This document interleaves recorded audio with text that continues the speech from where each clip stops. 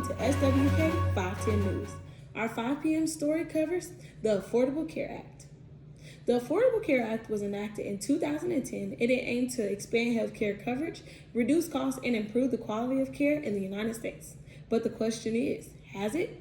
There have been significant criticism and challenges. We'll pass it over to Desiree for her thoughts. Yes, Desiree, thank you for passing it over. So the people really want to know, how can banning medical debt from credit reports help millions of Americans? In June of 2024, the Biden administration proposed a rule that could eliminate medical debt from many of Americans' credit reports.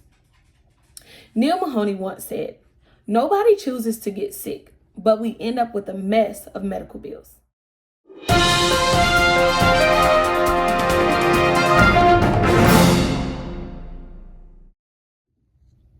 The Affordable Care Act was placed to extend access to insurance, improve health quality and cost, and supportive initiatives towards health care delivery methods to lower the cost of overall health care. Back to you, Desiree. I totally agree with you. Our nation has grown over time. Now, if you get sick, an insurance company cannot cancel your policy. Women can no longer be charged more than men, and insurance companies cannot turn down your application because of your health status. Some strengths of our Affordable Care Act are the expansion of coverage, preventative services, cost control, and young adult coverage, which is the most popular for people in need. On the other hand, there are quite a few weaknesses. Raised premiums, limited provider choices, complexity regarding regulations and requirements, and also funding issues. We can only hope that the Biden administration can pull through to eliminate the struggles of medical debt on the credit.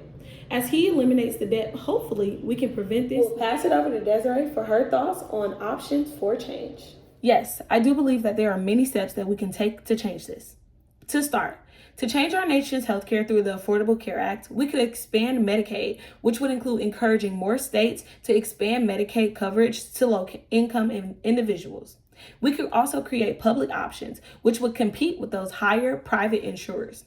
And lastly, we could increase our funding for telehealth. Telehealth is a doctor program in which you can download on your Apple, your Android or Samsung or whatever it is that you may have. You can download and speak to a doctor virtually or through the telephone. Providing more funds to telehealth would